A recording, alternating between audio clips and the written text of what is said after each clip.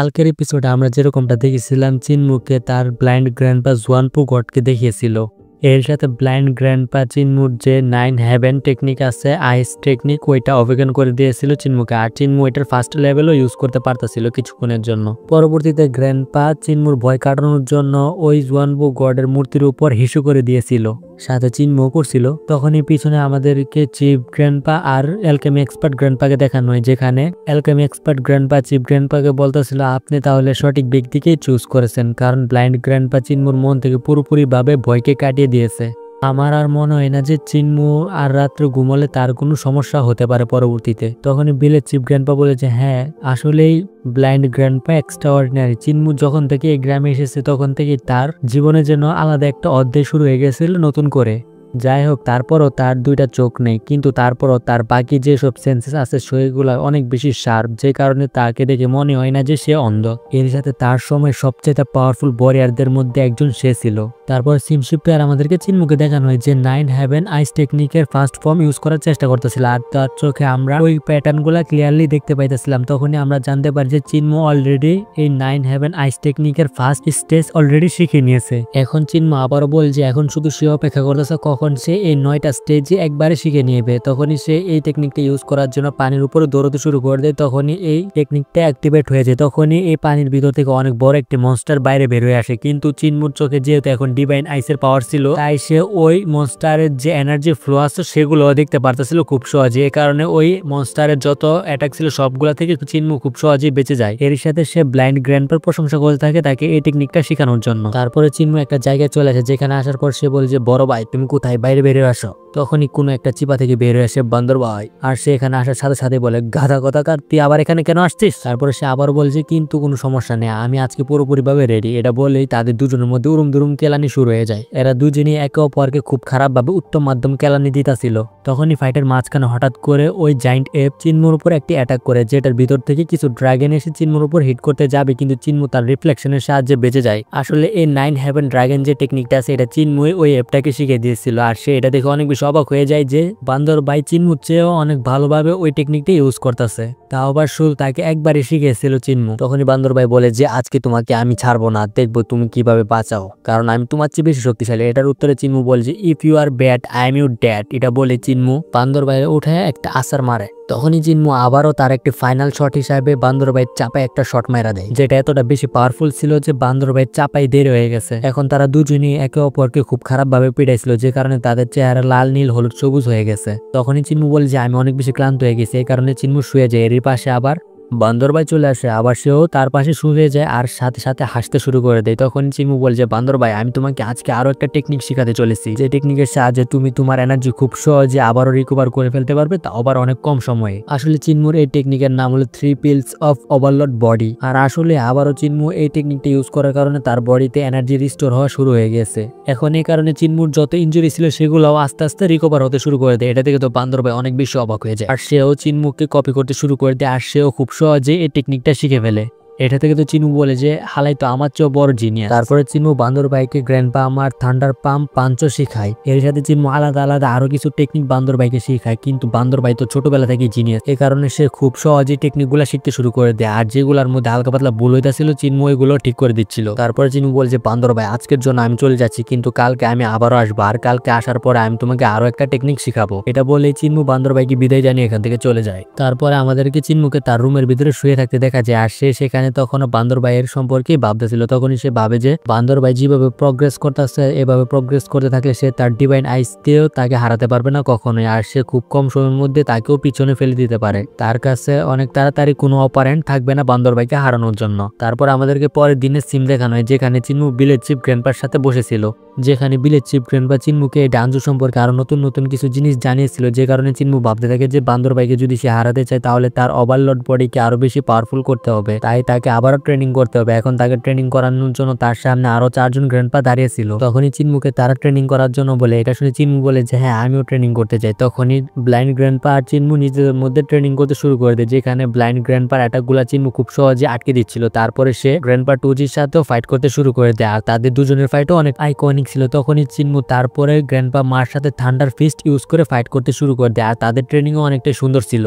সবার শেষে আধা বডিওয়ালা গ্র্যান্ডপা চিনমুর উপর অ্যাটাক করে দেয় তার ব্লেডের সাহায্যে। এখন চিন্মুর কাছে যেহেতু ডিভাইন আইস ছিল আর এটা সম্পর্কে ব্লাইন্ড গ্র্যান্ডপা সবকিছু বুঝিয়ে দিয়েছিল চিন্মুকে, যে কারণে চিন্মু ওই ফায়ারের ভিতর যত এনার্জি ছিল সেগুলো খুব সহজেই দেখতে পারতেছিল। কিন্তু চিন্মুর সামনে এখন যে আধা বডিওয়ালা গ্র্যান্ডপার ফায়ার ছিল ওইটা অনেক বেশি ইন্টেন্স ছিল, ওইটা এতটা বেশি পাওয়ারফুল ছিল যে ওইটা চিন্মুর অবিকর্ণ বডিকেও ইফেক্ট করতেছিল, যেখানে চিন্মু নিজেও টেকনিক শিখে নিয়েছিল এই ফায়ার থেকে বাঁচার। তারপরে মিউট গ্র্যান্ডপা চিন্মুকে ফায়ার এবং ওয়াটারকে কিভাবে অ্যাবজর্ব করতে হয় সেটা শিখাতে থাকে। তখনই চিন্মু যখন ফায়ারকে অ্যাবজর্ব করতে থাকে তখনই ওই ফায়ার চিন্মুর যে স্পিরিচুয়াল বডি আছে ওইটার উপর অ্যাটাক করে দেয়, যে কারণে চিন্মুর অনেক বেশি কষ্ট হচ্ছিল। আর সে গ্র্যান্ডপার কাছে বলতেছিল তাকে বাঁচানোর জন্য, যে কারণে গ্র্যান্ডপা যখন তার উপর পানি ঢালতে যাবে ঠিক সেই টাইমে চিফ গ্র্যান্ডপা বলে যে চিন্মু নিজেকে আগে শান্ত করা, আর তুমিও জানো যে তুমি ফায়ারের পাশাপাশি ওয়াটারকেও অ্যাবজর্ব করেছিলে, তাই তুমি তোমার ভিতরে থাকা ওয়াটার দিয়ে এই ফায়ারটাকে নিভাতে পারবে। এটা শুনে চিন্মু তার বডিকে স্টেবল করার জন্য সেখানে কাল্টিভেশন করে থাকে। তখনই ওই যে স্পিরিচুয়াল বডি আছে চিন্মুর, ওই স্পিরিচুয়াল বডি যত ফায়ার আছে সবগুলোই গিলে ফেলে। এর সাথে তখনই চিন্মু তার ডিভাইন আইস ইউজ করে ওই ওয়াটারকেও দেখতে থাকে, যে কারণে ওয়াটারের যে স্পিরিট আছে ওইটাও চিন্মুর বডির ভিতরে চলে যায়। এখন চিন্মুর কাছে ফায়ার এবং ওয়াটার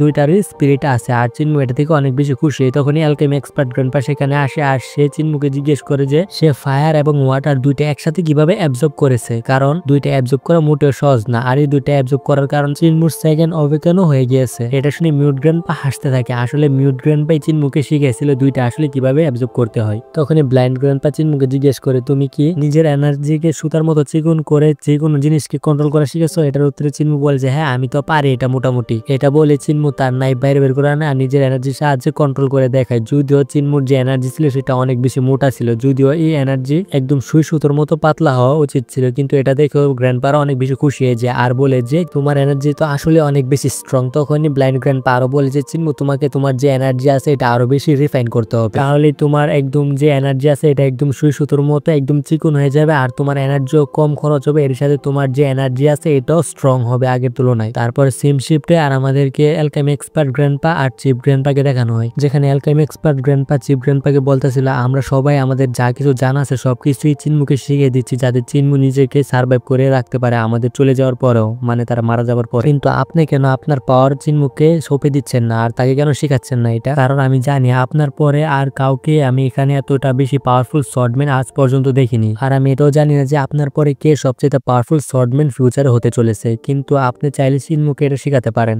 এটা উত্তরে চিফ গ্র্যান্ডপা বলে যে হ্যাঁ আমি এটাও জানি, কিন্তু আমি চিন্মুকে শিখাবো এসব, কিন্তু এখন চিন্মু আপাতত ওই উপযুক্ত হয়নি যে উপযুক্ত হলে আমি আমার পাওয়ার চিন্মুকে সঁপে দিতে পারবো। কারণ তুমিও জানো, কারণ বড় এবং পাওয়ারফুল হওয়ার সাথে সাথে অনেক বড় বড় দায়িত্ব আছে যেগুলা পালন করতে হবে, যেটার উপযুক্ত এখনো পর্যন্ত চিন্মু হয়নি, আর আমার শর্টের সাকসেস আর কখনোই দুর্বল হওয়া যাবে না। তখনই আমাদেরকে চিফ গ্র্যান্ডপার শর্টকে দেখানো হয়েছে, এটাকে অনেকগুলা শিকল দ্বারা বেঁধে রাখা হয়েছিল।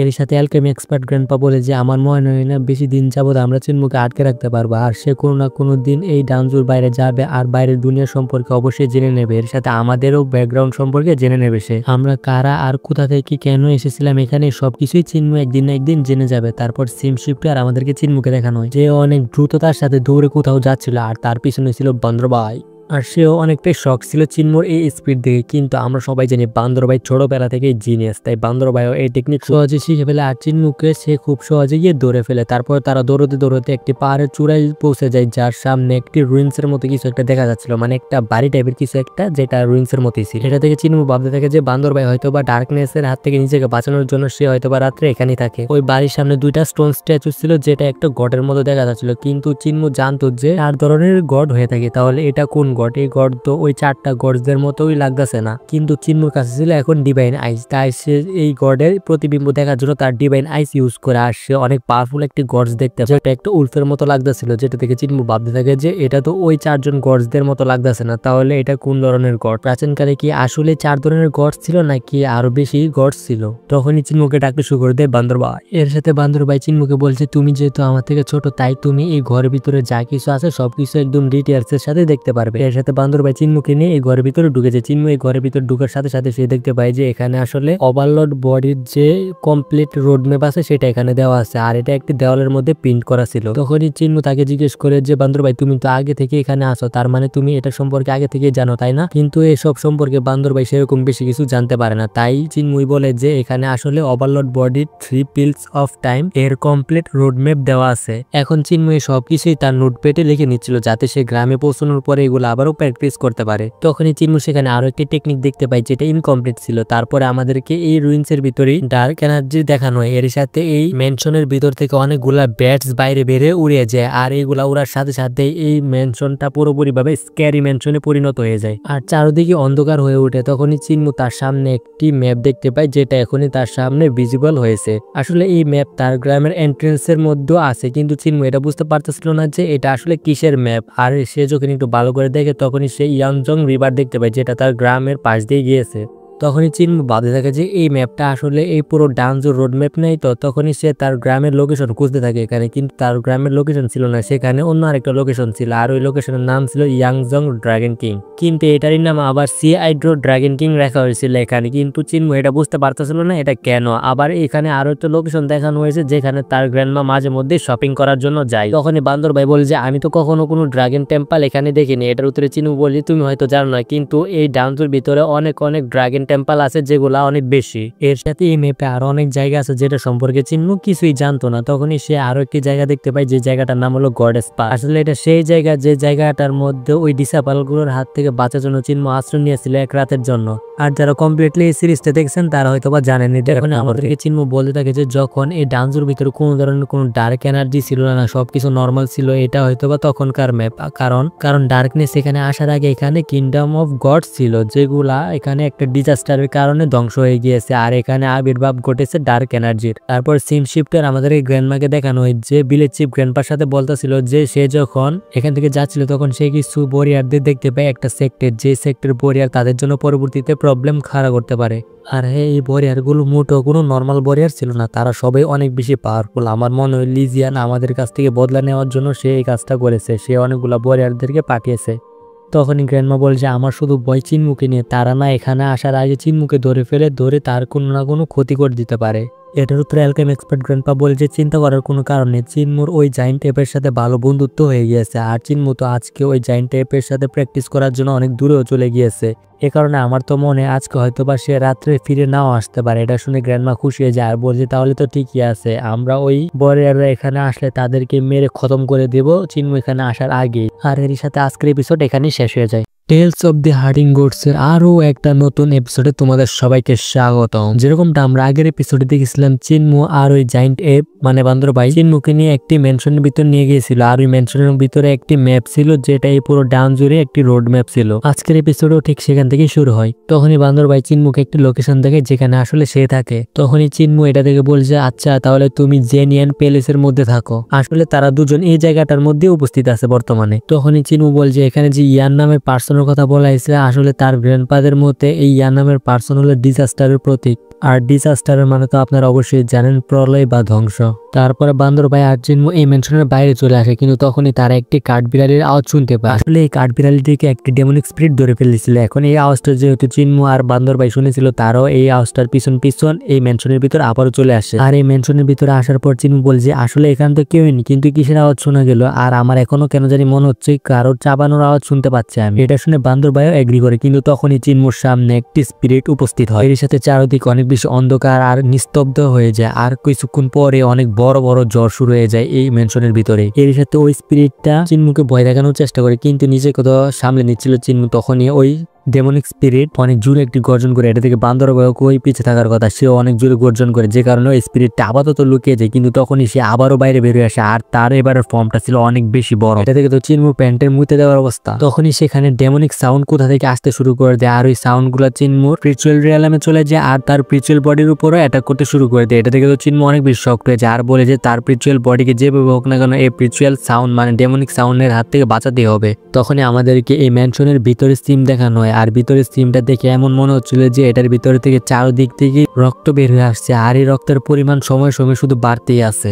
এসব দিকে চিনমু আর বান্দর ভাই এই ম্যানশনের ভিতর থেকে বের হওয়ার চেষ্টা করে, কিন্তু তখনই এই ম্যানশনের যত দরজা ছিল সবগুলোই লক হয়ে যায়। এটা থেকে চিনমু ভাবতে থাকে যে যদি তারা এখান থেকে দরজা ভেঙে না বের হতে পারে তাহলে আজকে তাদের এখানেই মরতে হবে, আর এই ডেমন তো তাদেরকে মায়েরা ভর্তা বানিয়ে দিব, এটা চিনমু জানতোই। তাই চিনমু আবারও ওই ডোরটাকে খোলার জন্য অনেক বড় একটি অ্যাটাক করে দেয়। এটা দেখে মাঙ্কি ভাইও চিনমুর সাথে ওই দরজার উপর অ্যাটাক করে দেয়, যে কারণে ফাইনালি তারা দুজনেই ওই দরজাটা ভেঙে বাইরে বেরিয়ে আসে। বাইরে বেরিয়ে আসার পর চিনমু বলেছিল যে আমি আর কিছুক্ষণ যদি এই ম্যানশনের ভিতরে থাকতাম তাহলে ওই ডেমনিক এনার্জির কারণে আমার বডি এক্সপ্লোডও হয়ে যেতে পারতো। ভাগ্য বলে চিনমু বেঁচে গেছে আপাতত। তখনই চিনমু ভাবতে থাকে যে এখন হয়তো বা তার উপর কোনো স্পিরিটই অ্যাটাক করতে পারবে না, সবকিছু হয়তো বা ঠিক হয়ে গেছে। তখনই ওই ম্যানশনের ভিতর থেকে অনেক বেশি ডেমনিক এনার্জি বাইরে বেরিয়ে আসতে থাকে, আর চারদিকেই যেন জ্বর শুরু হয়ে গেছে এরকমটা মনে হচ্ছিল। তখনই ওই ডেমনিক স্পিরিট তার নিজের রাগ দেখিয়ে চিনমুকে বলছে তুমি কি আসলে বলো তো, তোমাকে দেখে কেন জানি আমার এরকম মনে হচ্ছে যে তুমি আমার বংশেরই কেউ হতে পারো, কারণ তোমাকে আটকানোর জন্য আমি যে টেকনিক ইউজ করেছিলাম সেটা আমাদের ক্লায়েন্টের অনেক সুপ্রিম একটা টেকনিক, কিন্তু তারপরও তুমি এটা ভাঙতে পেরেছো, তার মানে তো এটাই যে তুমি আমাদের ক্লায়েন্টের কেউ একজন অথবা আমার রক্তের কেউ একজন হতে পারো। এটা শুনে চিনমু বলে যে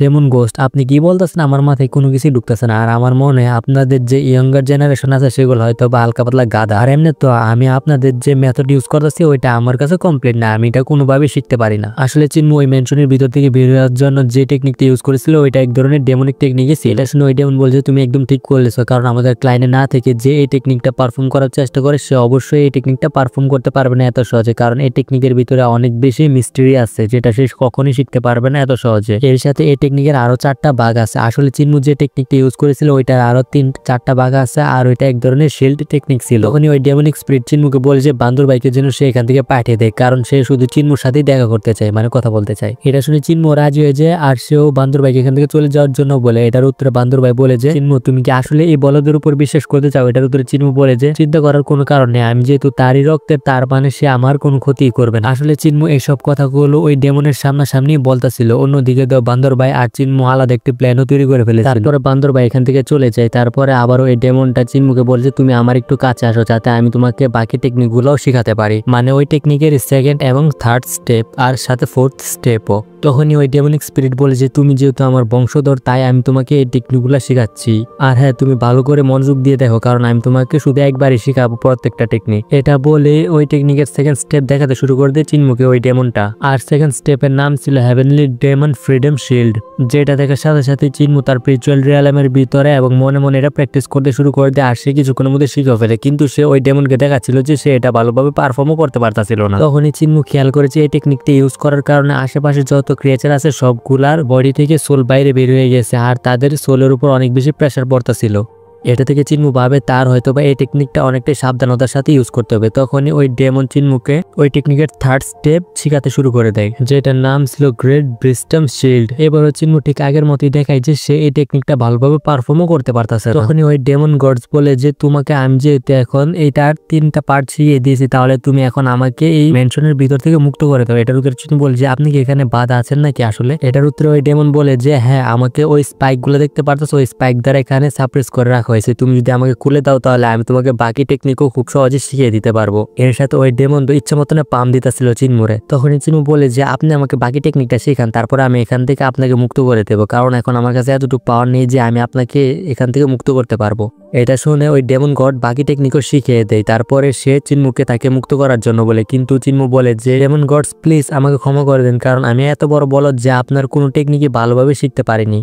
কিন্তু আমরা তো জানি চিনমু এই টেকনিকগুলো শিখে ফেলেছে, এরকমটা ঠিক এটা ডেমন গডসও বুঝে যায়, যে কারণে আবারও ওই ডেমন গডস শান্ত গলায় আবারও চিনমুকে তাকে মুক্ত করার জন্য বলে, আর বলে যে আমাকে যদি তুমি মুক্ত করে দাও তাহলে আমার কাছে এরকম পাওয়ার আবারও চলে আসবে, যে পাওয়ারের সাহায্যে আমি তোমাকে এই টেকনিকগুলো আবারও পুনরায় শিখাতে পারবো। কিন্তু চিনমু বলে যে আপনি আমার অ্যানসেস্টার হয়ে যদি আপনার কথার নচর করেন তাহলে কিভাবে? আপনি তো বলেছিলেন না আমাকে সব টেকনিক শুধু একবারই শিখাবেন। এটার উত্তরে ডেমন গড বলছে এরকম কিছুই না, তোমাকে যত খুশি আমি ততবারই শিখাতে পারবো। এটা দেখে চিনমু এই ফানি ধরনের একটা লুক দেয় ওই ডেমন গডসের দিকে, যেটা আপনারা স্ক্রিনে দেখতে পারতেছেন, আর এরকমটা ঠিক ডেমন গডসও দেখতে পারতেছেন, যে কারণে ডেমন গডস বুঝে যায় যে চিনমু তার সাথে ধোঁকা করেছে। অন্যদিকে বান্দর ভাইও বাইরে থেকে সব শুনে মজা নিতেছিল।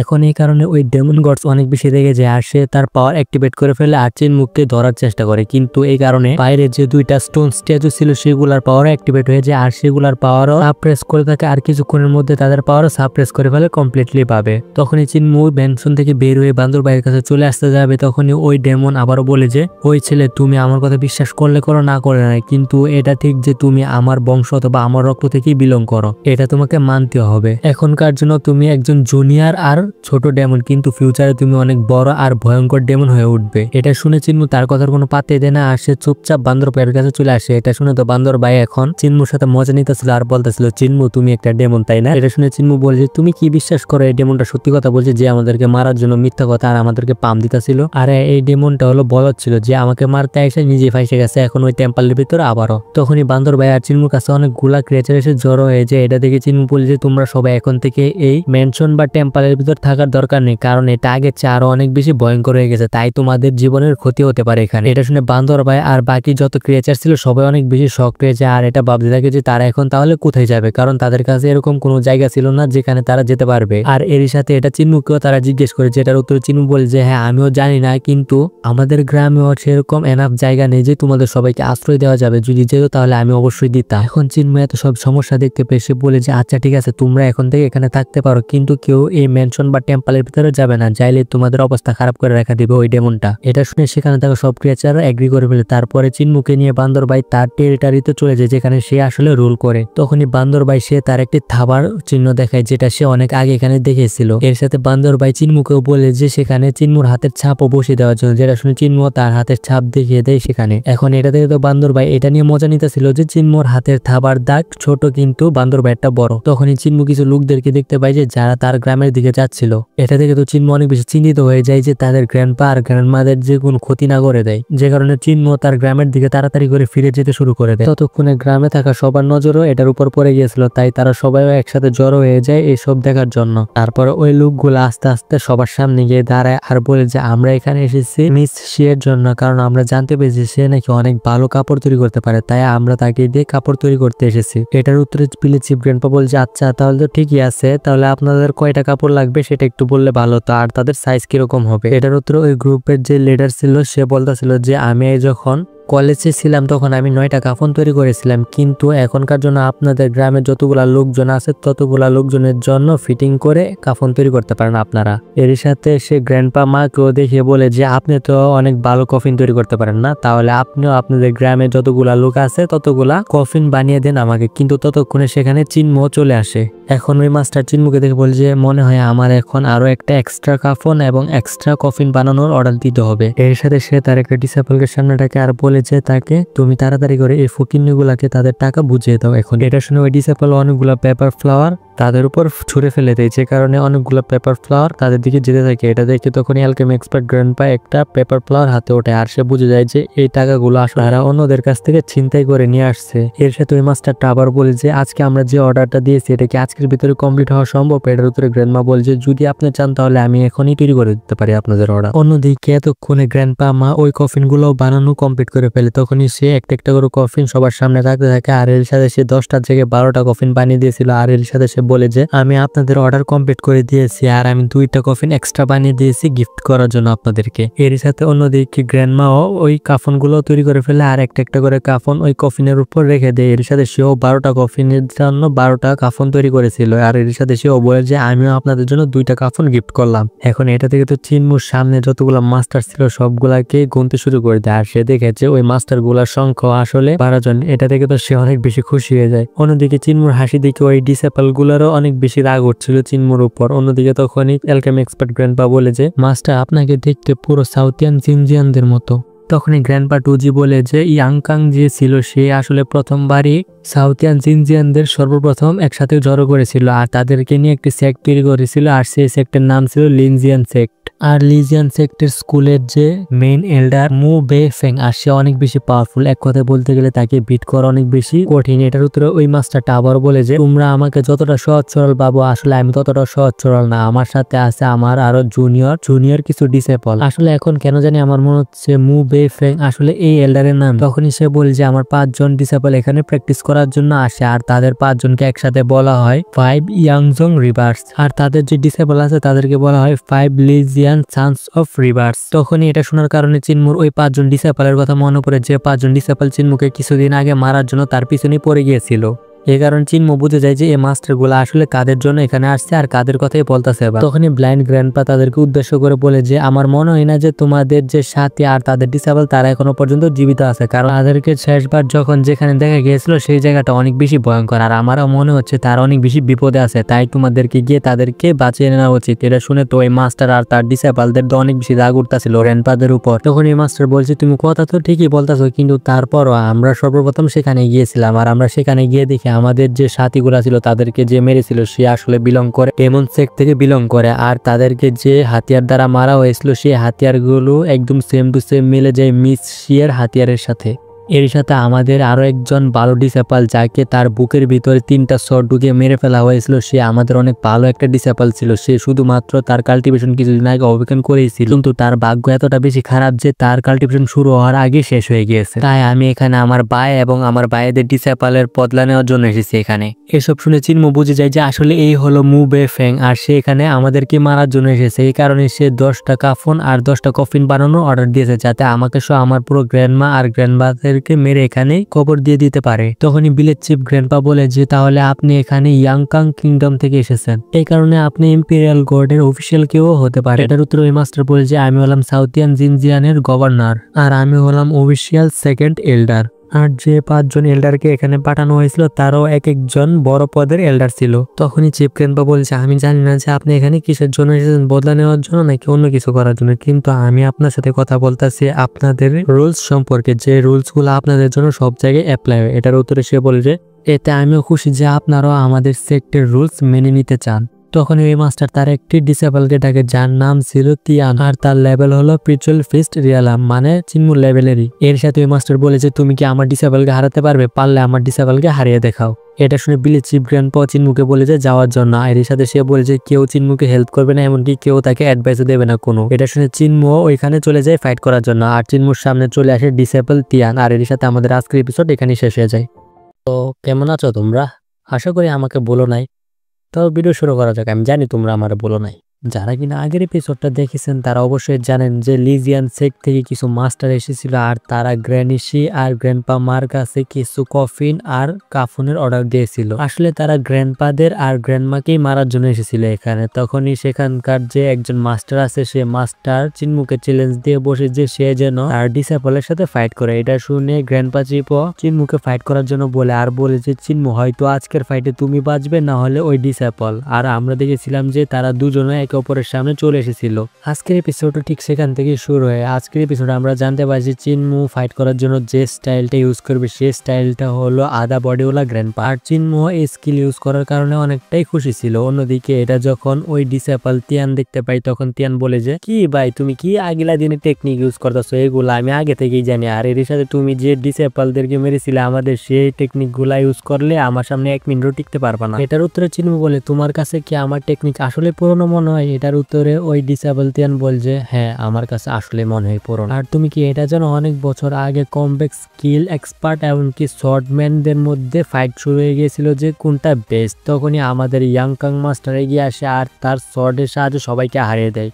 এর সাথে প্রমাণ হয়ে যায় যে সব স্কিলের উপরে হলো শর্টম্যান স্কিল, সহজ কথা বলতে গেলে শর্ট ব্যবহার করে ফাইট করার স্কিল। এটা বলে তিয়ান তার কাছ থেকে একটি শর্ট বল বাইরে বের করে আনে যেটার ভিতর থেকে অনেকগুলা শর্ট বাইরে বের হয়ে আসে। আর এগুলার সাহায্যে তিয়ান চিনমুর উপরে অ্যাটাক করে দেয়। এটা থেকে চিনমু বলছে মামা তোমার এসব অ্যাটাক দেখে কি মুই ডরাই যেমন নাকি, আসো দেখা যাক কার ভিত্তে আছে কতটুক দম। এটা বলে চিনমু তার উপরে অ্যাটাক করে দেয়। চিনমুর স্পিড অনেক বেশি ফাস্ট ছিল যে কারণে তিয়ানের শর্ট চিনমুকে টাচই করতে পারতাছিল না, কিন্তু এর মানে এই না যে তিয়ানের শর্টের স্পিডও অনেকটাই কম ছিল। তিয়ানের শর্টের স্পিড এতটা বেশি ছিল যে তিয়ানের শর্ট চিনমুর চোখের মধ্যে অ্যাটাক করতে যাবে ঠিক সেই টাইমে চিনমু বেঁচে যায় আর বলে যে আর 1 মিলি সেকেন্ড দেরি হলেও আমার চোখের জায়গায় থাকতো না। কিন্তু আমাদের চিনমু কারো থেকে কম ছিল না, তাই সেও অনেক বড় একটি অ্যাটাক করে যে কারণে সেখানে চারদিকেই ধুলো উড়ে যায়। এটা দেখে তো তিয়ান আর যত শর্ট ছিল সব তার চারদিকে নিয়ে এসে তাকে প্রোটেক্ট করতে শুরু করে দেয়, মানে নিজেকে প্রোটেক্ট করতে শুরু করে দেয়। আর এই ফাইট দেখে মনে হচ্ছিল যে চিনমু যে অ্যাটাকই করার চেষ্টা করতেছে সে অ্যাটাকই যেন তিয়ান আগে থেকেই যেন প্রেডিক্ট করতে পারতেছে। এটা থেকে তো কিন্তু চিনমু অনেকটাই শক হয়ে যায়। তখনই সেই ধোঁয়ার মাঝখান থেকে একটি অ্যাটাক করে, কিন্তু সেটাও তিয়ান খুব সহজেই ডজ করে ফেলে, কারণ সে আগে থেকে জানতো যে চিনমু কোথা থেকে অ্যাটাক করবে।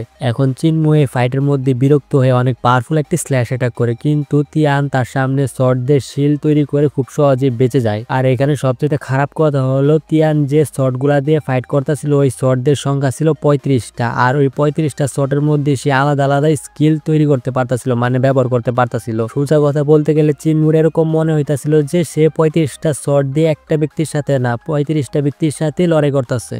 তখনই তিয়ান অনেকগুলা শট দিয়ে যেন চিনমুর উপর শটের বৃষ্টি শুরু করে দেয়। এটা দেখে চিনমু তার সুপার ফাস্ট রিফ্লেকশন আর স্পিডের সাহায্যে তার দুইটা নাইফ দিয়ে আটকাতে শুরু করে দেয়, যেটা দেখতে অনেকটা আইকনিক ছিল। তখনই চিনমু বলে যে তুমি আমার উপর এতগুলা শট দিয়ে অ্যাটাক করতেছো, কিন্তু এখন আমি তোমার উপর এমন একটা অ্যাটাক করতে চলেছি যেটার কারণে তোমার এই শর্ট স্কিলও ব্রেক হতে চলেছে। তখনই চিনমু তার অ্যাটাকের পাওয়ার আরো বেশি বাড়িয়ে দেয়, যে কারণে চিনমুর প্রত্যেকটা অ্যাটাকের সাথে একটা করে শট নষ্ট হয়ে যাচ্ছিল। তখনই তিয়ানের মাস্টার বলে যে যদিও চিনমু এই সবগুলা শট এক এক করে নষ্ট করে দিচ্ছে, কিন্তু তারপরও সে তিয়ানকে কখনই হারতে পারবে না, কারণ তিয়ান আমাদের সেক্টর অনেক ব্রিলিয়ান্ট একজন স্টুডেন্ট, কারণ সে যখন ছোট ছিল তখন থেকেই সে অনেক পারদর্শী শট কন্ট্রোলে। এটার উত্তরে বিলেজ চিফ গ্র্যান্ডপা ও চিনমু সম্পর্কে হালকা পাতলা প্রশংসা করায় দেয়। অন্যদিকে চিনমু তিয়ানকে হারানোর জন্য তার ডিভাইন আইসের ব্যবহার করতে শুরু করে দেয়, আর সে বলে যে এই বান্দা যেভাবে হোক না কেন সে তার স্পিরিচুয়াল থ্রেডের মাধ্যমেই তার শটগুলা কন্ট্রোল করতেছে। আমি যদি তার থ্রেডই কেটে দেয় তাহলে সে আর কিভাবে তার নিজের শট কন্ট্রোল করবে, চলো কাটা যাক। তখনই সে তার ডিভাইন আইস ইউজ করে যতগুলা থ্রেড আছে সেগুলা কাটতে শুরু করে দেয়। এটা দেখে তিয়ান অনেক বেশি রেগেছে আর বলছে তোমার এত বড় সাহস দেখাও, আমি তোমাকে এখন মজা দেখাচ্ছি। তখনই সে আরো অনেক বেশি শর্ট সামান করে ফেলে সেখানে, আর এই শর্টের সংখ্যা এতটা বেশি ছিল যে দেখে মনে হচ্ছিল যে সে পুরো গোডাউনকে এখানে সামান করে ফেলেছে, আর তার কাছে এতটা পাওয়ার আছে যে সে 4000 বার এই সব কিছুকে পাল্টে আবারও ইউজ করতে পারবে। অন্যদিকে তো চিন্মুর অবস্থা খারাপ হয়ে যায়, আর সে বলে যে সে এতগুলা শট কিভাবে ইউজ করতে পারতেছে। তখনই তিয়ান বলছে তুমি এক হিসাবে বলতে পারো আমার শটগুলাকে ইয়াং রিভার। আর চিনু ভাবতেছিল যে এই পানির মতো এইভাবে শটকে কিভাবে কন্ট্রোল করতেছে, ভাই আমার তো মাথায় কাজ করতেছে না। এখন শটের সংখ্যা বেড়ে যাওয়ার কারণে চিনমু আর ওই থ্রেড গুলাকে দেখতে পারতেছিল না, আর দেখলে বা কি শিখতো। এর সাথে চিনমুর অবস্থা আস্তে আস্তে আরো বেশি খারাপ হতে শুরু করে দেয়, এমনকি চিনমু কোনো অ্যাটাকই ডজ করতে পারতেছিল না ঠিকঠাক মতে, আর তার সামনে থেকেও অ্যাটাক করা হচ্ছিল, এমনকি পিছন থেকেও অ্যাটাক করা হচ্ছিল। তখনই চিনমু আস্তে আস্তে তার পিছনের দিকে সরতে থাকে। এটার সুযোগ পেয়ে তিয়ান তার যতগুলা শট ছিল সবগুলা শট দিয়ে চিনমুকে ঘিরে ফেলে চারদিক দিয়ে, আর বলেছে তোমার কাছে দুইটা হাত, তার মানে হলো তুমি শুধুমাত্র দুইটা অ্যাটাকই ইউজ করতে পারবে দুইবারে, কিন্তু আমি তোমাকে মারার জন্য একসাথে 35টা কিলিং মুভ ইউজ করতে পারবো তোমার উপর, তুমি চিন্তা করো না, তোমাকে আমি খুব সহজেই মৃত্যু দিব। দেখতেছো বড় ভাইয়ের কনফিডেন্স। তখনই চিনমু বলছে আচ্ছা এত সহজ নাকি, তুমি তাহলে আমার পাওয়ারকে আন্ডার এস্টিমেট করে ফেলছো, তাও আবার অনেক বেশি। এটা বলে চিনমু বলছে তুমি যদি আমাকে মারার জন্য হাজারো শট পাঠাতে পারো তাহলে আমিও প্রত্যেকটা শটের জন্য একটা হাত তৈরি করতে পারি। এর মানে হলো সেও হাজারো হাত তৈরি করতে শুরু করে দেয়, আর এটা দেখে তো তিয়ান অনেক বেশি রেগে যায়, আর সেও সবগুলা শট দিয়ে চিনমুর উপর অ্যাটাক করে দেয়। আর চিনমু তার হাজারো হাতের মধ্যে প্রত্যেকটা হাতের মধ্যে গ্র্যান্ড পাম আর থান্ডার পাম্প টেকনিক ইউজ করতে শুরু করে দেয়। তখনই যত শট ছিল সব শটই একটা একটা করে বাইরে আসতে থাকে চিনমুর মায়ের খায়া। এটা দেখে তো তিয়ান বলছে তুমি যে টেকনিক খুশি সে টেকনিক ইউজ করো, আমার এতে কোনো আসে যায় না, একটা না একটা সময় যাওয়ার পরে তোমার হাত ইনজার্ড হয়ে যাবে, তখন আমি তোমার উপর আবারও ঠিক সেম অ্যাটাকই করতে পারবো। এটা বলে তিয়ান তার শটগুলাকে আবারও প্রিপেয়ার করে ফেলে চিনমুর উপর অ্যাটাক করার জন্য। অন্যদিকে এতক্ষণে চিনমুর হাতও ইনজার্ড হয়ে গেছিল, যে কারণে চিনমু ডিসাইড করে যে সে আধা বডিওয়ালা গ্র্যান্ডপার কিলিং মুভ টেকনিক ইউজ করবে। এটা বলে চিনমু তার পিছল পাওয়ারের সাহায্যে তার নাইফকে কন্ট্রোল করে তিয়ানের উপর অ্যাটাক করে দেয়। আর তিয়ান তো এটা দেখে মহা খুশি, ভাই এটা কি ধরনের অ্যাটাক করতেছে, এটা এত বেশি স্লো, কিন্তু সে তো জানতো না চিনমু এর ভিতরে অনেক বড় একটা চাল চাইলা দিছে অলরেডি। তখনই আমরা জানতে পারি চিনমু এই টেকনিকের সাথে আরো একটা টেকনিক ইউজ করছে যেটার নাম হলো তিয়ান শু, আর এই টেকনিকটা অবশ্যই সে ওই ডেমনকে গাদা বানিয়ে শিখছিল। আর এই টেকনিকটা ইউজ করার কারণে তিয়ানের বডি থেকে তিয়ানের সোল বাইরে বেরিয়ে আসে, যে কারণে তিয়ানের বডি আরো মুভ করতে পারে না, আর ওই বডি চিনমুর নাইফের সামনে চলে আসে, আর চিনমু নাইফ গিয়ে তিয়ানের বডির কাম তামাম করে দেয়, মানে চিনমু তিয়ানকে মাইরা ফেলেছে। এটা দেখে তো আধা বডিওয়ালা গ্র্যান্ডপা শুধু একটা কথাই বলে হালাই কামড়া করলো কি। অন্যদিকে তিয়ানের মাস্টার দিয়ে এটা দেখে অজ্ঞান হয়ে যাবার অবস্থা, মানে কমাই চলে যাবার অবস্থা, আর কি অবস্থা হয়ে গেছে। তখনই ওই বুইরা গুলাদের মধ্যে যেটার নাম মাস্টার তিয়ান ছিল সে বলছে তুমি আমার ডিসেবলকে মারার জন্য ডেমনিক পাওয়ার ইউজ করছো, যে কারণে আমি তোমাকে এখন শাস্তি দেব। সহজ কথায় বলতে গেলে তারা গ্র্যান্ডপাদেরকে মারার জন্য এখানে আসছিল। তখনই ভিলেজ চিফ গ্র্যান্ডপা এগিয়ে আসে আর বলছে তোমার যে ডিসেবল মারা গেছে তাকে তাড়াতাড়ি ওই কফিনের মধ্যে ভরে দাও, এছাড়াও আরো 11টা কফিন বাকি থাকে সেগুলো আমরা তাড়াতাড়ি ভরার ব্যবস্থা করতেছি, তোমরা চিন্তা করো না। এটার উত্তরে ওই বুইরা বলে যে ওইটার চিন্তা তোমরা করো না, আমরা অলরেডি ওইটার ভিতরে তোমরা বইরা রাখিয়ে দিছি, তোমাদের খালি এখন মারার পালা আমাদের। এটা বলে সেও ফাইট করার জন্য রেডি হয়ে যায়। এর সাথে মাস্টার মু বে ফ্যাং আর তার সাথীরা মিলে মাটিতে মারতে শুরু করে দেয়, যে কারণে অনেকগুলা বাবেল চিনমুদের সামনে চলে আসে। আর এটা দেখে তো চিনমু তার ডিভাইন আইস ইউজ করতে শুরু করে দেয় আর বলে যে তারা আসলে কি করার চেষ্টা করতেছে। এর সাথে তখনই চিনমু দেখতে পায় যে তারা আসলে সিক্রেটলি ভাবে তাদের নিজ দিয়ে অনেকগুলা থ্রেড অনেক দিকে ছড়িয়ে দিচ্ছে, যাতে তারা খুব সহজে একটা ফরমেশন বানিয়ে ফেলতে পারে। তখনই চিনমু যতক্ষণ এটা বুঝতে পারতো ততক্ষণে সেই ফরমেশন তৈরিও হয়ে যায় আর চিনমুদের সামনে অনেক পাওয়ারফুল একটি ড্রাগন এপিয়ার হয়ে যায়। এটা থেকে তো চিনমু অনেকটি শক পেয়ে যায়। তখনই গ্র্যান্ডমা বলে যে ওই পিচ্ছি আমগোর দিকে তো দেখো। আর চিনমু যখন সে দিকে থেকে সে অনেক বেশি শক হয়ে যায়, কারণ তার সাইডের যে লোকজন আসলো তারাও খুব সহজে ওই ড্রাগনকে কাউন্টার করতে পারতেছিল তাদের স্পিরিচুয়াল পাওয়ারের সাহায্যে। আর চিনমু এটা দেখে বলতে থাকে যে আমার গ্র্যান্ডমা আর গ্র্যান্ডপাও কারোর কাছ থেকে কখনোই কম না, তারাও জানে যে কোনো টেকনিক বা ফরমেশনকে কিভাবে ব্লক বা কাউন্টার করতে হয়। তখনই বুইরা বলছে তোমাদের কি মনে হয় আমাদের এই টেকনিক তোমাদের ভিলেজ পর্যন্তই সীমাবদ্ধ? এরকমটা কখনোই না, আমাদের টেকনিক আরো অনেক বেশি দূর পর্যন্ত ছড়িয়ে আছে। এটা বলে আরো একটু ওয়াটার ড্রাগন আকাশের দিকে পাঠিয়ে দেয়। বলে রাখা ভালো যে তাদের যে ড্রাগন আছে এটা হলো ওয়াটার ড্রাগন, আর ওই ওয়াটার ড্রাগন উপরে উঠে যাওয়ার কারণে সেখানেও ঠিক একই ফরমেশন তৈরি হয়েছে, যে কারণে সেখানে বৃষ্টি হতেও শুরু করে দেয়। আর ওই ফরমেশনটা অনেক বেশি পানিকে নিজের দিকে আকর্ষণ করতে শুরু করে দেয়। আর এটা মোটো একটু পানি ছিল না, এটা পুরো রিভারকে তার দিকে আকর্ষণ করতে শুরু করে দেয়। আর এমনকি মেঘের মধ্যে যত পানি ছিল সেই পানিগুলাকেও নিজের দিকে আকর্ষণ করতে শুরু করে দেয়। এর সাথে মুভ ফ্যাং বল যে আমাদের যে সেক্টর আছে ওই সেক্টর আসলে নির্মাণই হয়েছিল পানির উপরে, আর আমি 200 বছর আগে এটা সম্পর্কে জেনেছিলাম। আর এটার ব্যাপারে নলেজ গেইন করার পরে আমি তৈরি করতে পেরেছি আমার এই নিজের টেকনিক। এখন আমি সহ আমার সাথীরা মিলে এরকম টেকনিকও পারফর্ম করতে পারি, যেগুলার সামনে তোমাদের মতো এরকম ছোটখাটো বুড়া বুড়ি টিকতেই পারবে না কখনোই। তখনই আমরা দেখতে পাই যে আরো একটা ওয়াটার ড্রাগন উপরে তৈরি হয়ে গিয়েছিল, আর ওই ওয়াটার ড্রাগন থেকে অনেকগুলা পানির ফুটা নিচে পড়তে শুরু করে দেয়। এটা থেকে তো চিনমু তার ডিভাইন আইস ইউজ করে ওই ড্রপ গুলাকে দেখতে শুরু করে দেয়, আর সে বুঝতে পারে যে ওই ড্রপ গুলার ভিতরে স্টিলের কোনো কিছু আছে। তখনই চিনমুকে গ্র্যান্ডমা বলে যে ওই ড্রপ গুলা মোটেও কোনো সাধারণ ড্রপ নাই, ওই ড্রপ গুলার ভিতরে এক একটা শর্ট ড্রপ লুকিয়ে আছে, আর ওই শর্ট ড্রপ গুলার ভিতরে কম করে হলেও 10,000-এর চেয়েও বেশি শর্ট আছে। এটা গ্র্যান্ডমা ঠিক বলে শেষ করতে পারতো ঠিক ততক্ষণে চিনমু এটা প্র্যাকটিক্যালি দেখে ফেলে, আর সে এটা কোনোভাবে ডজ করে ফেলে। অন্যদিকে গ্র্যান্ডমা আর গ্র্যান্ডপারা খুব সহজে এগুলার হাত থেকে বাঁচতে ছিল। এর সাথে গ্র্যান্ডমা বলে যে তোমরা চিন্তা করো না, এই যে শর্টগুলো আছে এই শর্টগুলার ভিতরে একটা মেইন শর্ট আছে, যেটাকে নষ্ট করতে পারলে এই পুরো ড্রাগনই নষ্ট হয়ে যাবে। তখনই ওই মাস্টারগুলো আবারও সামনে এগিয়ে আসে, আর তারা তাদের যতগুলা শর্ট ছিল সব শর্টগুলা দিয়ে ওই ড্রাগনের চারদিকে একটি লেয়ার তৈরি করে ফেলে অথবা আর্মার তৈরি করে ফেলে, যাতে ওই ড্রাগনকে প্রোটেক্ট করতে পারে। তখনই ভিলেজ চিফ গ্র্যান্ডপা ব্লাইন্ড গ্র্যান্ডপাকে তার পাওয়ার ইউজ করার জন্য বলে, যে কারণে ব্লাইন্ড গ্র্যান্ডপা একে একে এগিয়ে যেতে যায়, আর তার সামনে যতগুলা শট আসতেছিল সবগুলা শটেরই 12টা বাজে দিতেছিল। আর কিছুক্ষণের মধ্যে ওই ব্লাইন্ড গ্র্যান্ডপা ড্রাগনের সামনে চলে যায়। এটা দেখে তো ওই মাস্টার গুলাও সবার পাওয়ার একসাথে কম্বাইন করে ফেলে আর ওই ড্রাগনকে পাওয়ার দিতে থাকে, যে কারণে ড্রাগন আগের চেয়ে অনেক বেশি স্ট্রং হয়েছে। কিন্তু তারপরও ব্লাইন্ড গ্র্যান্ডপার একটা অ্যাটাক করলেই ওই ড্রাগনের অবস্থা খারাপ হয়ে যায়। আর আমি ভাবতেছি তো ওই ড্রাগনটা যদি রিয়াল হইতো তাহলে তার নাকের কি অবস্থা হইতো, কারণ ব্লাইন্ড গ্র্যান্ডপা তো তার নাকের উপরে মারছিল।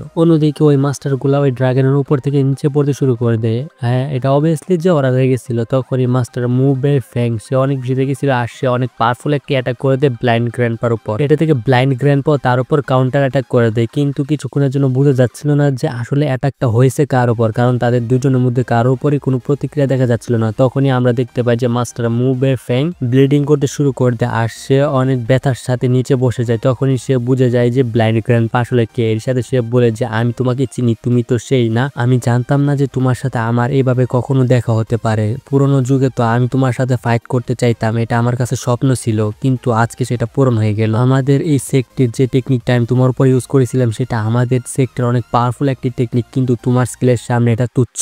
কিন্তু আমি যখন শুনেছিলাম তোমার চোখ বের করে তোমাকে দিয়ে অন্ধ করে দেওয়া হয়েছিল তখন আমার কাছে অনেকটাই খারাপ লেগেছিল, আর আমি কিছু সাথীদেরকে বলছিলাম তোমার হেল্প করার জন্য, কিন্তু তোমাকে আমরা আর পরবর্তীতে খুঁজে পাইনি। এটার উত্তরে ব্লাইন্ড গ্র্যান্ডপা বলছে তোমার হেসে সব ব্যাপারে ভাবার কোনো দরকার নেই, কারণ আমি এই গ্রামে এসেছি, এটা আমার জীবনের সবচাইতে বেস্ট ডিসিশন গুলোর মধ্যে একটা ছিল। এটা শুনে মাস্টার মুভে ফ্যাং একটু স্মাইল করে আর বল যে আমি আমার জীবনে আমার স্বপ্ন পূরণ হয়ে গেছে, তাই আমি তোমার কাছে স্যালেন্ডার করছি। এটা বলে মাস্টার মুভে ফ্যাং তার মাথা নিচু করে ফেলে।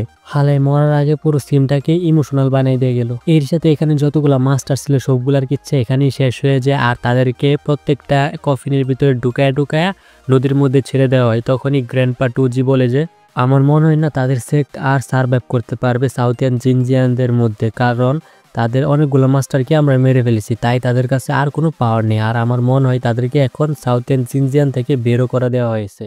আর সে যখন এটা জানতে পারবে তাহলে সে অবশ্যই এখানে বদলা নেওয়ার জন্য নিশ্চয়ই আসবে। তখনই সেখানে আরো একজন গ্র্যান্ডপা আসে আর বলে যে এখানে অনেক বেশি ডার্কনেস আছে, আর আমার মনে হয় না যে ডার্কনেস থাকতে সে এখানে কখনো আসতে চাইবে। এটার উত্তরে গ্র্যান্ডপা টুজি বলেছে এরকমটা আমার মনে হয় না, সে নিশ্চয়ই আসবে, কারণ যে ব্যক্তি তার পুরো কিংডমকে একাই দাঁড় করে রাখতে পারে সে এখানে আসতে পারবে না, এটা হাস্যকর জানলে। আর সে অবশ্যই তার যত ফোর্স আছে সবাইকে একসাথে মিলে নিলে এই রুইন্সের ভিতরে আসা তার জন্য কোনো ব্যাপারই না। আর ইয়াংকাং মাস্টার হলো সেই ব্যক্তি যাকে এই পৃথিবীর কোনো কিছুই ভয় দেখাতে পারে না, তাহলে তুমি একদম কনফার্ম হয়ে থাকতে পারো যে এখানে সে নিশ্চয়ই আসবে বদলা নেওয়ার জন্য। তারপর সিম শিফটার আমাদেরকে অ্যালকেমি এক্সপার্ট গ্র্যান্ডপা আর ভিলেজ চিফ গ্র্যান্ডপাকে দেখানো হয়, যেখানে ভিলেজ চিফ গ্র্যান্ডপা বলতেছিল যে লিজিয়ান সেক্ট তারা 200 বছরের ভিতরে অনেক বেশি প্রগ্রেস করে ফেলেছে তাদের স্কিলের মধ্যে, আর এটা যে কোনো ফোর্সকে ভয় দেখানোর জন্য যথেষ্ট। এটার উত্তরে অ্যালকেমি এক্সপার্ট গ্র্যান্ডপা বলছে হ্যাঁ তুমি ঠিকই বলতেছো, আর তাদের যে শর্ট স্কিল আছে এটা অনেক বেশি হাই আর অনেক বেশি ভালো, এই কারণে আমিও চিনমুখে একটা শর্ট দিয়ে দিয়েছি যাতে সে ভালো করে প্র্যাকটিস করতে পারে। কিন্তু আমি এটাও জানি যে আমাদের গ্রামে এমন শর্টসম্যান আছে যার স্কিলের সামনে এসব স্কিল একদম তুচ্ছ, কিন্তু সে তাকে শিখাইতে চায় না। আসলে অ্যালকেমি এক্সপার্ট গ্র্যান্ডপা এখানে ভিলেজ চিফ গ্র্যান্ডপার কথাই বলতেছিল, তখনই ভিলেজ চিফ গ্র্যান্ডপা বলে যে আচ্ছা তোমরা যখন আবারও মার্কেটে যাবে তখন চিনমুখও সাথে নিয়ে যাও, কারণ তারও কিছু নতুন এক্সপিরিয়েন্সের দরকার আছে। তারপরে সিম শিফটার আমাদেরকে পরের দিনে সিম দেখানো হয়, যেখানে চিনমু তার গার্ডিয়ানদের সাথে কোথাও যাচ্ছিল। আসলে এটা চিনমুর এক্সপিরিয়েন্সের জন্য। তারপরে তারা একটা জায়গায় চলে যায়, যে জায়গায় যাওয়ার পরে চিনমু বলেছে আচ্ছা গ্র্যান্ডমা এখান তো আমি কাউকে দেখতে পারতাছি না,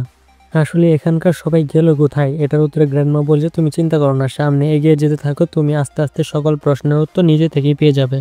তারপরে সবাই আস্তে আস্তে এই সিটির মাঝখানে চলে যায়, যেখানে অনেক বড় একটি স্টোন স্ট্যাচু ছিল, আর গ্র্যান্ডমা ওই স্টোন স্ট্যাচুর কাছে গিয়ে একটি আগরবাতি জ্বালিয়ে দেয়। আর এটা জ্বালানোর সাথে সাথে সেখানে অনেকগুলা সি ক্রিয়েচার চলে আসে যেগুলা পেট্রোল ফর্মে ছিল, আর এটা দেখে তো চিনমু অনেক বেশি খুশি হয়ে যায়। তখনই আস্তে আস্তে আশেপাশের মোমবাতিও ধরে যায়। এর সাথে পুরো সিটির মধ্যে যত ঘর বাড়ি ছিল সব ঘর বাড়ির মধ্যে লাইট চলে আসে, আর পুরো সিটি আলোকিত হয়ে যায়, যেটা দেখতে অনেক বেশি সুন্দর লাগতেছিল। আর চিনমুতে এটা দেখে অনেক বেশি শক হইতেছিল, কারণ এতগুলা সি ক্রিয়েচার এর সাথে এতগুলা লোকজন সে প্রথমবারই দেখতেছিল। আর হ্যাঁ অনেক বেশি লোকজন সেখানে চলাচল করতেছিল, তাদেরকে দেখে মনে হচ্ছিল যে তারা এখানে আগে থেকেই ছিল, শুধুমাত্র এই ডিভাইন আলোর কারণেই তাদেরকে দেখা যাচ্ছিল না। আর এখানে যে সব লোকজন ছিল তাদেরকে দেখতে ভাই কিরকম লাগতেছে, কিরকম ভয়ঙ্কর টাইপের, কারণ একটা মাছ আর একটা কীরা আরো কত কি। তখনই চিনমু এটা দেখে অনেক বেশি খুশি হয়ে যায়, কারণ সে এসব ফার্স্ট টাইম দেখতেছিল। তখনই চিনমু ওই স্টোন স্ট্যাচুটা দেখে বলে যে আমি যেটা ভাবতেছি আসলে কি এটা সেটাই, এটা কি সেই ড্রাগন?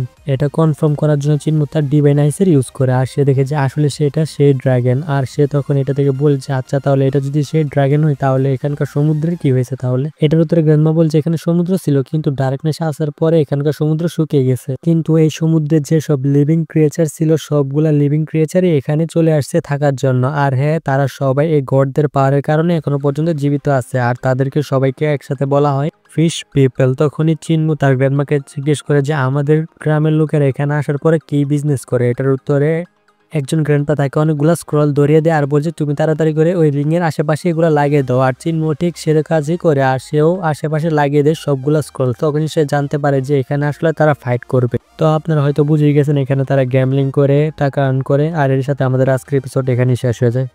তো আগের এপিসোডে আমরা যেরকমটা দেখেছিলাম চিনমু তার গ্র্যান্ডপাদের সাথে একটি নিউ একটা সিটির মধ্যে আসছিল, যে সিটিটা আপাতত পুরোপুরিভাবে বন্ধ ছিল অথবা অন্ধকার আচ্ছন্নিত ছিল, কিন্তু তখনই গ্র্যান্ডমা কিছু একটা করে যে কারণে চারদিকে আলো ছড়িয়ে যায়। আসলে এখানে চিনমুর গ্র্যান্ডপারা চিনমুকে এখানে একজন রেসলারের হিসাবে নিয়ে আসছে, যাতে চিনমু এখানে ফাইট করবে। যদি চিনমু জিতে যায় তাহলে তারা যত টাকা বাজি ধরবে তত টাকা ডাবল টাকা তারা পেয়ে যাবে এখান থেকে। এটা দেখে তো চিনমু অনেকটা এক্সাইটেড হইতেছিল, কিন্তু তারপরও অনেকটা ভয়ও পাইতেছিল, কারণ তার ব্যাপারে এখানে এখানে যা কিছু ল্যাক হয়েছিল সেখানে এরকমও ল্যাক হয়েছিল যে এখানে যত বড় বড় ফাইটার আছে তাদেরকে চিনমুর হারানোর কোনো ব্যাপারই না, চিনমু খুব সহজেই তাদেরকে হারাই দিবে। এর সাথে গ্র্যান্ডপা 2 যে চিনমুকে বলেছিল যে এখানে শুধু হিউম্যান রেস না, এখান থেকে আরো অনেক রেসের ওয়ারিয়াররাও আসবে তোমার সাথে ফাইট করার জন্য, আর তাদের মাস্টাররা আমাদের সাথে বেট ধরবে, আর তুমি যদি তাদেরকে হারিয়ে দিতে পারো তাহলে আমরা ডাবল মুনাফা কামাবো এখান থেকে। লিটারালি চিনমুকে দেখে সবাই অনেক বেশি শখ ছিল, কারণ এখানে অনেক বড় বড় ফাইটারের নামের সামনে চিনমুর নাম লাগানো হয়েছিল। এর সাথে বলা হইতেছিল যে চিনমু এদেরকে খুব সহজে হারিয়ে দেবে।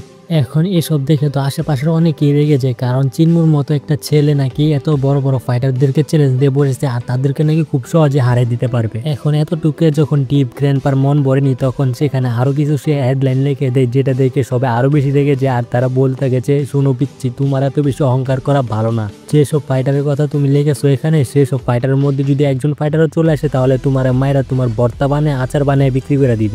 এখন চিনমুর তো ভাই এসব শূন্য অবস্থা খারাপ হয়ে যায়। তখনই চিনমু বল যে আচ্ছা গ্র্যান্ডপা, আমি কি একে ফাইট করবো, আপনারা কি কোনো হেল্প করবেন না? এটা শুনে ডিপ গ্র্যান্ডপা কোনো পাত্তাই দেয় না। অন্যদিকে যত গ্র্যান্ডপা ছিল সবাই সবার স্টল লাগিয়ে দেয় যে চিনমুর ফাইটের সামনে।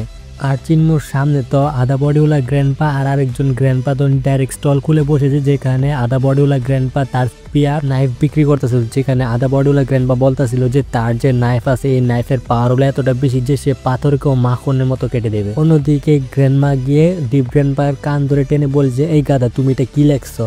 তুমি এত সব যে লিখেছো, তুমি আর কি মনে হয় না এখানে আরো অনেক গড লেভেলের প্লেয়ারও আছে যারা চিনমুকে মাইরা ভর্তা বানাই দিবে, তুমি তাড়াতাড়ি গিয়ে ঠিক করো। এই সিমটা দেখতে ঠিক লিটারেলি অনেকটা বেশি ফানি ছিল, কিন্তু ততক্ষণে সেখানে একজন ফিশম্যান চলে আসে আর সে চিনমুকে চ্যালেঞ্জ দিয়ে বসে। আসলে এই ফিশম্যান এখানকার একজন বিখ্যাত ফাইটার ছিল, আর সে তো অনেক পাওয়ারফুল অ্যাটাক করতে শুরু করতে। তার একটা টেকনিক তো এখানে দেখায়, কিন্তু ওই টেকনিকের নাম আমি ভুলে গেছি তাই আমি বলতে পারতাছি না। কিন্তু এখানে যত অডিয়েন্স আর ওই ফাইটারটা সহ জানতো না যে চিনমু দেখতে শুধু ছোট, কিন্তু পাওয়ারের দিক থেকে এটা একদম মোটেও না। সে এক অ্যাটাকের মাধ্যমে ওই ফিশম্যানের নানির খালি ঘর করে দেয়। অন্যদিকে ব্লাইন্ড গ্র্যান্ডপা তো এখানে নিজের স্টল খুললে এখানে পুরোপুরি ভাবে সবাইকে অফার দিতেছিল যে ভাই, কেউ যদি এই ছেলেকে হারাতে পারে, মানে চিনমুকে হারাতে পারে, তাহলে আমি তাকে তার উপর যারা বাজি ধরবে তাহলে তাদেরকে আমি 100x রিটার্ন করব। আর মজার ব্যাপার হলো যে সবাই এখানে বাজি ধরতাছিল। এর সাথে গ্র্যান্ডপা 2G তো সবাই লাড়া দিতেছিল, ভাই এই পিচ্ছে সাহস কত বাড়া, ওই এত বড় বড় ফাইটারদেরকে অসম্মান করে বলতেছে আপনাদের সবাইকে ওর আরো কথা শোনানো উচিত আর ওইখানে গিয়ে বাজি ধরা উচিত। ততক্ষণে সেখানে আরো একজন ফাইটার চলে আসে আর যে তার স্পিরিচুয়াল এনার্জির সাহায্যে একটা বিষ তৈরি করে চিনমুকে ধরার চেষ্টা করে, কিন্তু চিনমু তাকে খুব সহজে হারায় দেয়। তার ঠিক পরে আরো একজন আসে যাকে চিনমু খুব সহজে হারায় দেয়, আর তাকে এমন ভাবে মারছিল যে তার বডির মধ্যে ক্র্যাকে চলে আসছিল। এটা দেখে অ্যালকেমি এক্সপার্ট গ্র্যান্ডপা তার স্টল খুলে বসে আর বলছে, তোমরা যারা মায়ের খায়, তোমাদের হাড্ডি উড্ডি ভেঙে গেছে, তোমরা চাইলে আমার কাছে আসতে পারো, আমার কাছে এরকম ওষুধ আছে যে ওষুধ খেলে তোমরা নিমিশেই ঠিক হয়ে যাবে। মানে এখানে ফুললি ভাই বিজনেস চলতেছে ভাই, কি কমু। চিনমুর এখানে ফাঁসাই দিয়া তারা সবাই উড়া দূরে বিজনেস করতেছে এখানে। তখনই চিনমু ভাবতে থাকে যে তার গ্র্যান্ডপারা তাহলে তাকে ঠিকই বলেছিল, তার মধ্যে পাওয়ার তো আছে কিন্তু শুধুমাত্র কমতে আসছে এক্সপিরিয়েন্সে। অন্যদিকে ভাই সবাই তো অনেক বেশি উড়াধুরা বিজনেস করতেছিল। অন্যদিকে ব্লাইন্ড গ্র্যান্ডপা তো ভাই মালামাল হয়ে গেছে ততক্ষণে। তখনই আমাদেরকে একজন লোককে দেখানো যে এখানে এন্ট্রি মারার সাথে সাথে সবাই বুঝে যায় যে তার ওরা একটু আলাদা লেভেলের, আর সে এখানকার যত মাস্টার আছে সবার থেকে আলাদা। আর সে তার একটা ডিসেবলকেও সাথে নিয়ে আসছিল। তখনই সে আসার সাথে সাথে বলছে, শুনো পিচ্ছি, নেক্সট ফাইটে আমিও বাজি ধরতে চলেছি এখানে। এর সাথে তার হাতে একটা স্টিক ছিল যেটার ওরা অনেকটাই ইন্টেন্স আর অনেকটাই পাওয়ারফুল ছিল। তখনই ব্লাইন্ড গ্র্যান্ডপা তাকে বলছে, তুমি তো একজন জেন মাস্টার যে বিলং করে গ্রেট লিন সেক থেকে। এটার উত্তরে সেও হ্যাঁ বলে আর বলছে, আমি তোমাদের জেন মাস্টারের সাথে দেখা করতে এসেছি। এটা শুনে ব্লাইন্ড গ্র্যান্ডপার সামনে থেকে সরে যায় আর গ্র্যান্ডপা মাকে দেখা করার জন্য বলে। আসলে সে গ্র্যান্ডপা মার কথাই জিজ্ঞেস করেছিল। তখনই গ্র্যান্ডপা মা তাকে জিজ্ঞেস করে যে সে এখানে কেন আসছে। এটা শুনে ওই বুড়াটা বলতে শুরু করে দে, মা তুমি তো জানো তুমি অনেক আগে আমাদের সেক থেকে তোমার একটা হাত হারিয়ে ফেলেছো। হঠাৎ করে তুমি আমাদের সেক্ট থেকে গায়েব হয়ে গেছো, আর তুমি জানলে অবাক হবে যে আমাদের সেক্টের মধ্যে এখনো পর্যন্ত এতটা স্ট্রং ম্যাজিক্যাল পাওয়ার কেউ পায়নি যতটা স্ট্রং ম্যাজিক্যাল পাওয়ার তোমার কাছে এখনো আছে। আর তুমি হয়তো বা জানো আমাদের সেক্টের সবচেয়ে পাওয়ারফুল টেকনিকের নাম হলো 8 গেট অফ থান্ডার পাম্প। আর আমরা যখন জানতে পারি এই টেকনিকের একজন মাস্টার কোনো রুইন্সের ভিতরে আছে, তখনই আমরা বুঝে যাই যে সেটা একমাত্র তুমি হতে পারো। এই কারণে তুমি আমাদের সেক্টে আবারও ফিরে আসো আর আবারও একজন জেন মাস্টারের লাইফে ফিরে আসো। এটা শুনতে অন্যদিকে চিনমু বুঝে যায় যে তার গ্র্যান্ডপা মা অতীতে একজন পাওয়ারফুল জেন মাস্টার ছিল। এর সাথে ওই বুড়াটা গ্র্যান্ডপাকে উদ্দেশ্য করে বলছে, মা দেখো তোমার জন্য আমি একটা ট্রেজারও রিফাইন করে নিয়ে আসছি উপহার হিসাবে। আসলে সে ওই স্টিকটার কথাই বলতেছিল যে স্টিকটা সে তার নিজের সাথে নিয়ে এসেছে। তখন এইসব শুনে গ্র্যান্ডপা মা অনেক বেশি রেগে যায় আর বলছে, তুমি এটা কিভাবে বলতে পারতাছো? তোমাদের কারণে আমি সবকিছু হারিয়ে ফেলেছি আর তোমরা আমাকে বলতেছো তোমাদের এখানে আবারও ফিরে যাওয়ার জন্য, আবারও সেই জেন মাস্টারের লাইফ পূরণ করার জন্য, যেটার কারণে আমার এক হাতের সাথে আমার পুরো পরিবারকেও হারিয়ে ফেলেছি। আর আমার মনে হয় না আমার মতো এত পাওয়ারফুল ব্যক্তিকে তোমরা ডিজার্ভ করো। আমি কখনোই ফিরে যাব না। আমার লাইফের সবচেয়ে বেস্ট ডিসিশন ছিল এই গ্রামে চলে আসা। আমার এখানেই সবচাইতে ভালো এবং খুশির মুহূর্ত কাটতেছে। তুমি আর আমাকে বিরক্ত করো না। তুমি যদি বেট লাগাতে চাও তাহলে লাগাও, না হলে এখান থেকে বিদায় হও তাড়াতাড়ি। এটার উত্তরে ওই বুড়াটা আবারও বলতে শুরু করে দেয়, আমি তো তোমার এগেনস্টে ফাইট অবশ্যই লড়বো, মানে ব্যাট ধরার কথা বলতেছে। তখনই ওই বুড়াটা বলছে, আমার ডিসেপলের নাম হলো মিংজিং আর সে তোমার ডিসেপলের সাথে ফাইট করবে। আর যদি আমার ডিসেপল জিতে যায় তাহলে তোমাকে আমার সাথে আবারও ফিরে যেতে হবে আমাদের সেক্টরের মধ্যে। আর হ্যাঁ, যদি আমার ডিসেপল হেরে যায় তাহলে আমরা পুরোপুরিভাবে তোমার পিছা ছেড়ে দেবো, এমনকি আমি যে ট্রেজারটা রিফাইন করে নিয়ে আসছি সেটাও তোমাকে দিয়ে যাব। এটার উত্তরে গ্র্যান্ডপা মা বলে যে যদি আমার ডিসেপল হেরে যায় তাহলে আমার মাথা কেটে নিয়ে ওই মাস্টারকে দেখিয়ে নিও আর বলো যে আমি মরে যেতে রাজি আছি, কিন্তু তারপর আমি লি এন সেক্টরের মধ্যে আবারও ফিরে যেতে রাজি না। অন্যদিকে চিনমু যখন এটা শুনে সে তো অনেক বেশি শক হয়েছে, কারণ সে কখনো এক্সপেক্ট করেনি যে তার গ্র্যান্ডপা মার জীবন তার হাতে টিকে থাকবে আর সে যদি হেরে যায় তাহলে তার গ্র্যান্ডপা মাকে মরতে হবে। এর সাথে চিনমুর বাকি যে গ্র্যান্ডপা ছিল তারাও কোনো সময় এটা এক্সপেক্ট করেনি। অন্যদিকে ওই জেন মাস্টার তার ডিসেপলকে চিনমুর দিকে পাঠিয়ে দেয় যাতে চিনমুর সাথে সে ফাইট করতে পারে। তারপরে মিংজিং রিং এর ভিতরে চলে যায় আর সে চিনমুকে তার ইন্ট্রোডাকশন দেয়। এটা থেকে চিনমু তার নিজের পরিচয় ওকে দিয়ে দেয় আর বলছে, আমি হলাম গিয়ে রাখাল, আমি এখানে গরু চড়াই। আর আমি এটা কখনো বুঝতে পারি নাই যে চিনমু রাখাল তো নিজেকে বলছি, কিন্তু এর সাথে আবারও সে যে গরু চড়াই এটা আলাদা করে বলে কেন? যাই হোক, এখন তাদের দুজনের মধ্যে ফাইট শুরু হয়েছে, যেখানে চিনমু তার ওভারলোড বডির যে ফাস্ট টেকনিক ছিল মানে ওয়াটার টেকনিক ওইটা ইউজ করতে শুরু করে দেয়, যে কারণে তার স্পিড অনেকটাই বেড়ে যায়। কিন্তু তার সামনে যে ব্যক্তি ছিল মানে মিংজিং, সেও কম ছিল না, সে তার প্রত্যেকটা অ্যাটাকই খুব সহজেই ডজ করতেছিল। তখনই মিংজিং 8th ফর্ম অফ থান্ডারের 3rd ফর্ম ইউজ করতে শুরু করে দেয়। এটা দেখে তো চিনমু অনেকটাই শক হয়, কিন্তু তখনই চিনমু এটা দেখে তার থান্ডার পামের যে 8th ফর্ম আছে ওইটা ইউজ করতে শুরু করে দেয়। এটা দেখে তো মিংজিংও বুঝে যায় যে এটা হয়তো বা গ্র্যান্ডপা মাই তাকে শিখিয়েছে। এখন চিনমুর হাত থেকে নিজেকে বাঁচার জন্য সে সেখানে তখনই তার গোল্ডেন বেল সামন করে ফেলে।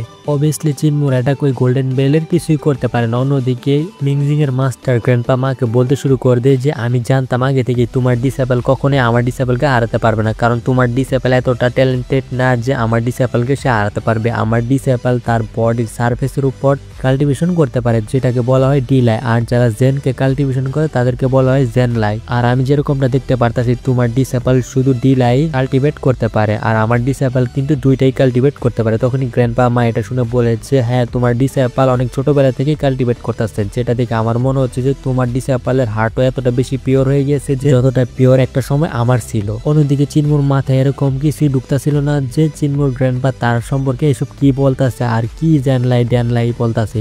এসব দেখে তখনই মিংজিং বলে যে আসলে যে সব জেনলাই টেকনিক আছে সেগুলা যারা পারফর্ম করতে পারে সেই টেকনিক গুলা দেখে বোঝা যায় যে আসলে তার স্টেট অফ মাইন্ড কিরকম। আসলে সে এখানে তার মাইন্ডকে শান্ত রাখার কথাই বলতেছিল, যে শান্ত রেখে কিভাবে মঙ্করা ফাইট করে এরকম কথাই বলতেছিল সে চিনমুকে। তখনই চিনমু বলে যায়, এর মানে হলো আমার ফিস্ট অ্যাটাক তোমার উপর আমার মাইন্ড শান্ত না থাকার কারণে কাজ করেনি। এটার উত্তরে সে বলছে হ্যাঁ। এর সাথে মিংজিং বলে যে তুমি চিন্তা করো না, তার পরবর্তী রাউন্ডে তুমি যে টেকনিক ইউজ করবে আমিও ঠিক সেই টেকনিকই ইউজ করবো, তখনই তুমি দেখতে পারবে যে আমার আর তোমার টেকনিকের মধ্যে কতটা বেশি পার্থক্য থাকে। এটা বলেই সে তার হ্যান্ড সাইন্স চেঞ্জ করতে শুরু করতে। তখনই চিনমু তার ডিভাইন আইস ইউজ করে থাকে আর সে তার থান্ডার পামের 8th ফর্মেরও যে 8th ফর্ম আছে ওইটা ইউজ করতে শুরু করতে, মানে তার যে হাজার হাতুলা টেকনিক আছে ওইটা ইউজ করতে শুরু করতে। এটা দেখে মিংজিংও এই টেকনিকটা ইউজ করতে শুরু করে দেয়। আর আমরা যখন মিংজিং এর টেকনিকটা দেখি তখন আমরা দেখতে পাই যে মিংজিং এর টেকনিকটা অনেক বেশি শান্ত আর অনেক বেশি পাওয়ারফুল দেখা যাচ্ছিল, কিন্তু অন্যদিকে চিনমুর যে টেকনিকটা ছিল এটা সে এইচপি করছিল এটা অনেক